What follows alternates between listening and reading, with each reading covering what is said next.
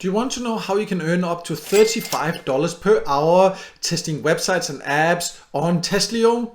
Then this video is for you. My name is Michael and I've tested hundreds of different ways to make money online, and quite a few viewers have recently asked me about this platform. So I decided to take a closer look, and in this Testlio review I will show you exactly how it works. I will show you the pros and the cons so you can find out if this is the right opportunity for you or not.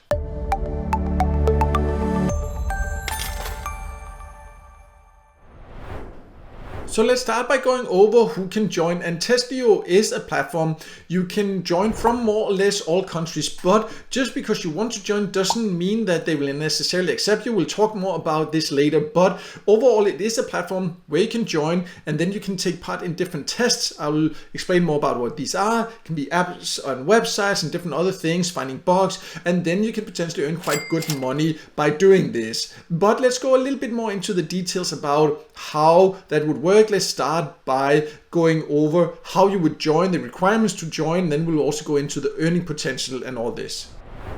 So if you want to become a tester on Testlio, you need to just go to the website there and choose to the tester section there, and then there's a button where it says apply to be a tester. Then you need to fill out a form, and then be aware that you need to share your phone number and confirm your phone number to be able to sign up. If you don't feel comfortable about that, then you cannot join.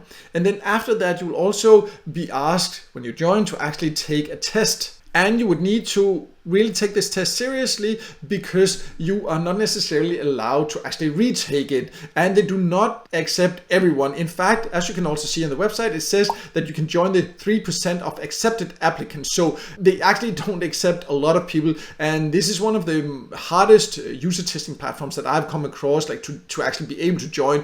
On many other platforms it is fairly easy, but here you can see they are quite critical. So you need to take the time, sit down, don't try to rush through the application process. You need to fill out everything properly to get a chance at actually getting accepted. But would it then be worth it to go through this here? Let's talk more about what you would be doing, and of course also what you'll be able to earn from it. But first of all, let's talk a little bit more about the requirements, like the required skills for you to join.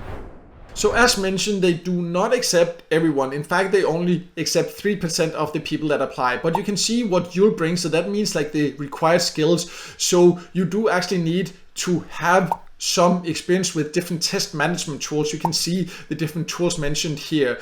So you can't just come as a complete beginner. I'll talk more about later what you could do then to get started as a complete beginner instead. But you can see also you need to also have knowledge and experience with these defect tracking tools, knowledge and experience with at least one primary testing category, the ability to think and act like an end user. You know, that's something that you probably maybe have naturally, but these first ones here, you see, that's something that you would need to get on other platforms if you haven't already done that. You also need like time management skill, good communication skills, a passion for testing, all these other things there. But I would say the critical ones are the actually experience with these different tools. If you don't have that, you know, start on other platforms. Again, I'll talk a little bit about that later, but that is the requirement, so just be aware of that. So let's now then look more into what you would actually do as a tester there.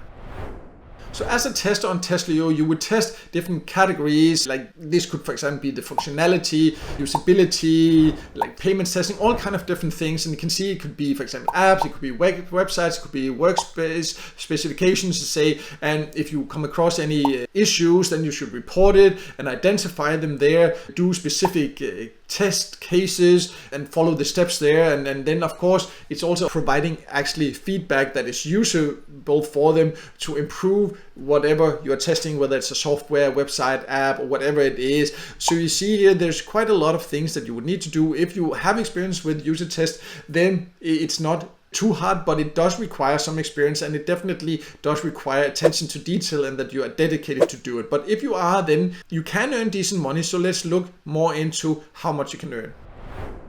So how much you can earn will depend on different things, and you can see they mentioned very clearly in the FAQ section, and I do like they're so transparent about this here. You know, of course, you know, how well you perform, and the more hours you work, also the more likely you are to actually get the higher rates. All these different things here to basically just do a good job. But overall, they also do have these rates, so you can see a lower rate and a higher rate. So this depends a lot on the country, because For example, in tier 1 countries, that's all these countries here, then it would be between $18 and $35 per hour. So actually quite decent rewards for a user testing platform for sure. In tier 2 countries, these ones here, you can see that would be $15 to $30. In tier 3 countries, all these ones here, it would be $12 to $25. Tier 4 countries, it would be $10 and $20 per hour. But also usually the countries where you get paid less, there also is a lower cost of living. So it kind of does seem fair, in my opinion, that there is a rate that differs like this. But as you can see, you can actually earn up to $35 per hour, which is definitely quite decent for some work like this that also gives quite a lot of flexibility. But let's also just quickly talk about how you would get paid, because that's of course also important to know. So as you can see, you will actually get paid by the hour and not per test or per task or per bug you find. So this is quite unusual for Testlio. And in addition to this, also here you see you will get paid weekly via Payoneer or PayPal. So I do like that they have those two options. You know, in some countries, for example, PayPal is not available, you just don't like PayPal, and then you have Payoneer as an option, and it is weekly you will get paid. So great ways to get paid. It happens automatically weekly, which is also quite nice. So as you can see, Testlio gives quite decent opportunities, but it's not easy work. It's definitely not easy to get accepted. But if you have the skills, the experience, and the interest, then it definitely can be a flexible way to earn some quite nice extra money. If you don't have any experience and want to get started with user tests, then I do have a list on some other great user testing platforms. I'll leave a link below so you can find that on my website. Many of those don't require previous skills, so that can be a way to build up your experience. And in general, if you're just interested in building an online income that gives complete freedom to work on your own terms and potentially even a lot higher income than what you can by working for a testing platform like this, then I do have some information on my website also about my top recommended way to build your own online business and income. It will require time and effort, of course, but then the potential is also huge. So I'll leave a link to that below also so you can check that out. But no matter what, I hope this video helped you, and if it did, make sure to hit the like button and don't forget to subscribe to my YouTube channel and hit the notification bell so you won't miss out next time I release a video with tips and tricks about different ways to make money online.